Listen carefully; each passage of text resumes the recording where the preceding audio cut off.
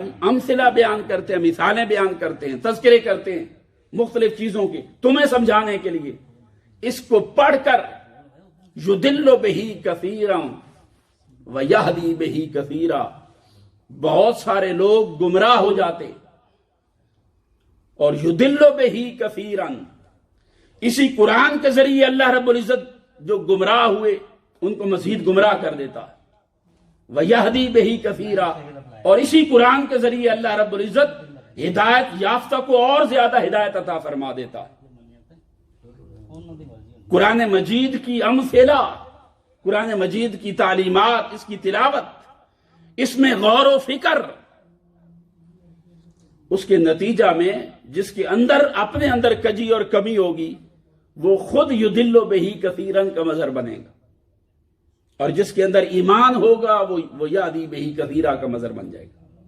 یضل بہ کثیرا ویہدی بہ کثیرا۔ اب یضل، اس کا فاعل اللہ پاک کی ذات ہے، یضل بہ کثیرا، وہ بہت ساروں کو گمراہ کر دیتا ہے، ویہدی بہ کثیرا، اور بہت ساروں کو ہدایت دیتا ہے۔ اب اس بات میں تو کسی کو کوئی ڈاؤٹ نہیں کہ ہدایت اللہ پاک کی طرف سے، تو کیا اللہ پاک لوگوں کو گمراہ کرتا ہے؟ اگر اللہ رب العزت خود لوگوں کو گمراہ کرتا ہے تو پھر آخرت میں حساب کتاب کیسا؟ اگر وہ خود ہی کسی کو گمراہ کر رہا ہے، بھٹکا رہا ہے، ہدایت کے راستے سے اسے ہٹا رہا ہے، تو قیامت والے دن سزا کیوں دے گا؟ پھر جزا کا کیا مطلب، سزا کا کیا مطلب؟ جب بھٹکاتا وہ خود ہے، ہدایت وہ خود دیتا ہے، تو کیا مطلب ہوگا یضل بہ کثیرا؟ اللہ رب العزت اس قرآن مجید کے ذریعے بہت سارے لوگوں کو گمراہ کرتا ہے۔ گمراہ کرنے کا مطلب یہ کہ اللہ رب العزت یوں نہیں کرتا کہ اس کی انگلی پکڑ کر اس کو گمراہی کی راہ پر ڈال دے۔ اللہ رب العزت اس کے لیے سارے اسباب اور وسائل ہدایت کے بھی پیدا فرماتا ہے، گمراہی کے بھی پیدا فرماتا ہے، اس کو عقل دیتا ہے۔ اللہ رب العزت ہر انسان کے سامنے دونوں طرح کے راستے کھولتا ہے۔ فَهَدَيْنَاهُ النَّجْدَيْنِ، ہم دونوں راستوں کی ہدایت دیتے ہیں، تقوی کی راہ بھی دکھاتے ہیں، فجور کی راہ بھی دکھاتے ہیں، رحمان کی راہ بھی دکھائی جاتی ہے، بتائی جاتی ہے، سمجھائی جاتی ہے، اور شیطان کی راہ بھی بتائی جاتی ہے، اور دونوں راہیں دکھا کر پھر انسان کو درمیان میں اللہ رب العزت اختیار دیتا ہے اور کہتا ہے کہ تیرے سامنے یہ دونوں راہیں ہیں، تیرے سامنے ایمان کی راہ بھی ہے، کفر کی راہ بھی ہے، تقوی کی راہ بھی ہے، فجور کی راہ بھی ہے، ہدایت کی راہ بھی ہے، گمراہی کی راہ بھی ہے۔ اگر تو چاہتا ہے تو ایمان لے آ، اگر تو چاہتا ہے تو انکار کر دے۔ وہ دعوت عام دیتا ہے ہر بندے کو، اس کو پالتا ہے، انسان کو پوستا ہے، پھر عقل دیتا ہے، پھر شعور دیتا ہے، پھر اچھے برے میں امتیاز کی صلاحیت دیتا ہے، اور صلاحیت دینے کے بعد وہ کہتا ہے کہ اب تم خود مختار ہو، من شاء فلیؤمن ومن شاء فلیکفر، جو چاہتا ہے ایمان لے آئے اور جو چاہتا ہے وہ کفر کی راہ پر چل پڑے۔ کسی راہ کو اختیار کرنے میں اللہ رب العزت کسی انسان کو مجبور نہیں کرتا۔ اب کوئی بندہ اپنے نفس کی بربادی کی وجہ سے، نفس کی غلاظت کی وجہ سے، نفس کے کفر کی وجہ سے، اور نفس کے انحراف کی وجہ سے، اور شیطان کے وسوسے کی وجہ سے، اس کے تعلق اور دوستی کی وجہ سے ہدایت کی راہ کو چھوڑ دیتا ہے، برائی کی راہ کو اپنا لیتا ہے، تقوی کی راہ کو چھوڑ کر فجور کی راہ پر چل پڑتا ہے، تو آپ یہ نہیں کہہ سکتے کہ اللہ رب العزت نے اس کو گمراہ کیا ہے۔ یضل بہ کثیرا کا مطلب یہ تھا کہ اسباب ہر چیز کی اللہ رب العزت کی طرف سے ہوتے ہیں، کہ وہ خالق ہے، وہ نیکی کا بھی خالق ہے، وہ بدی کا بھی خالق ہے۔ انسان اپنے فعل کا خالق نہیں ہے، انسان اپنے فعل کا کاسب ہے۔ اللہ رب العزت ہر شے کا خالق ہے، اچھائی کا بھی، برائی کا بھی، صحت کا بھی، بیماری کا بھی، عزت کا خالق بھی وہی ہے، ذلت کا خالق بھی وہی ہے۔ عزت کا مالک بھی وہی ہے، ذلت کا مالک بھی وہی ہے۔ مگر انسان راستے خود چنتا ہے۔ جو عزت کی راہ چنتا ہے وہ اپنی مرضی سے چنتا ہے، جو ذلت کی راہ چنتا ہے وہ اپنی مرضی سے چنتا ہے، جو ایمان قبول کرتا ہے وہ اپنی مرضی سے کرتا ہے، اور جو کفر اپناتا ہے وہ اپنی مرضی سے اپناتا ہے۔ کسی کو پریشرائز نہیں کیا جاتا۔ لا اکراہ فی الدین، دین کے معاملات میں، ہدایت کے معاملات میں اللہ رب العزت کسی شخص کے اوپر کسی قسم کا پریشر اور جبر اسے روا نہیں رکھتا۔ مجبوراً کلمہ پڑھانے کی بات اللہ پاک نہیں کرتا۔ لہذا یہ انسان خود اپنا وبال کماتا ہے۔ اس لیے جس نے خود اپنا وبال کما لیا، جس نے خود برائی کی راہ کو اختیار کر لیا، تو اللہ رب العزت اس کی رسی کو ڈھیلا چھوڑتا ہے۔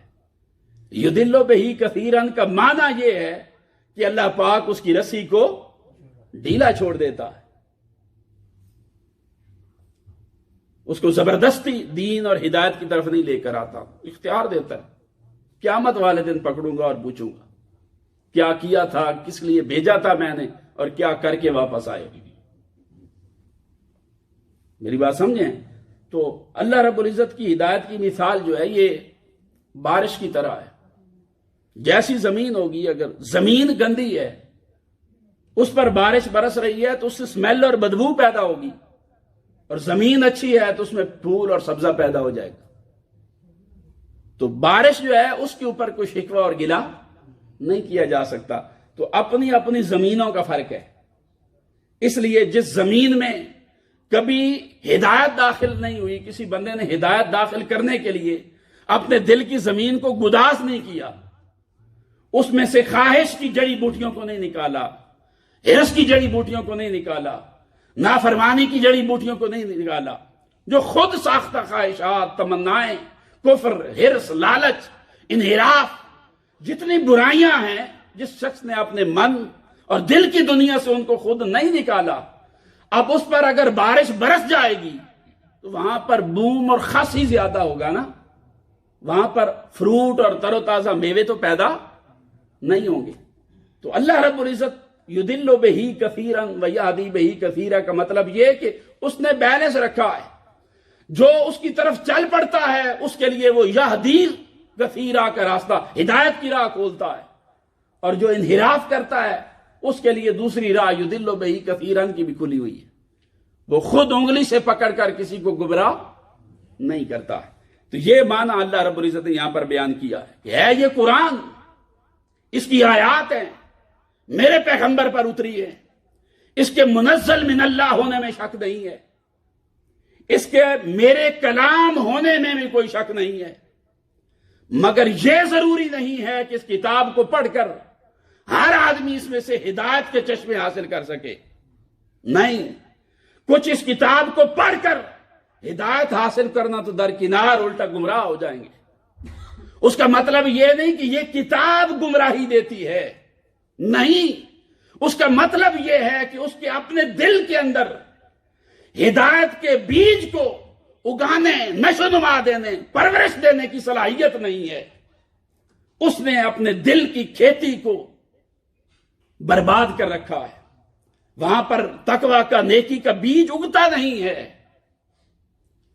خیر اور فلاح وہاں پر اگتی نہیں ہے، ایمان کا پودا وہاں پر اگتا نہیں ہے، اور برائی کا پودا وہاں پر پرورش پا جاتا ہے۔ تو قرآن مجید کے منزل من اللہ ہونے میں شک نہیں۔ اب یہ کفار اور مشرکین اس کو پڑھ کے وہ یہ کہہ رہے کہ اللہ ان مثالوں کو بیان کر کے کیا سبق دینا چاہتا ہے، اور اللہ پاک فرماتے ہیں یہی آیتیں جب اہل ایمان پڑھتے ہیں وہ بول اٹھتے ہیں انہ الحق من ربہم، کہ اے کافر و مشرکو، جن آیتوں کو پڑھ کر تم قرآن پر ایمان نہیں لا رہے، اس کو جھٹلا رہے ہو، انکار کر رہے ہو، اسی قرآن کو پڑھ کر ہم یہ کہہ رہے ہیں انہ هو الحق من ربہم، کہ بے شک یہ قرآن اللہ رب العزت کی طرف سے حق ہے، اسی کا کلام ہے، منزل من اللہ ہے۔ اور کفار کہتے ہیں اللہ ایسی مثالیں بیان کر کے کیا کہنا چاہتا ہے؟ اللہ پاک نے فرمایا یضل بہ کثیرا ویہدی بہ کثیرا وما یضل بہ الا الفاسقین. ہاں اس کو پڑھ کر گمراہ ہوتا کون ہے؟ اللہ پاک نے فرمایا وہ شخص گمراہ ہوگا جو خود فاسق ہے، جس نے فسق کو اپنے اندر پال رکھا ہے، جس نے بائی چوائس بدی کو اڈاپٹ کیا، اختیار کیا. فاسق اس کو کہتے ہیں جو جان بوجھ کر کبیرہ گناہ کرے، برائی کی راہ کو اختیار کرے، کفر کی راہ کو، انحراف کی راہ پر چلے، وہ فاسق ہے. قرآن ہر بندے کو گمراہ نہیں کرتا، ہر بندے کو ہدایت بھی نہیں دیتا. ہدایت اسے ملتی ہے جس کے اندر ایمان کامل ہے. ذالک الکتاب لا ریب فیہ ھدی للمتقین، جس کے اندر تقوی ہے، جس کے دل کی کھیتی پاک ہے، اسے ہدایت ملتی. اور جس کے اندر فسق ہے، بدی ہے، برائی ہے، منافقت ہے، اس کو اللہ رب العزت نے فرمایا کہ وہ جب اس قرآن کو پڑھتا ہے وہ گمراہ ہوتا ہے. وما یضل بہ الا الفاسقین. اب یہ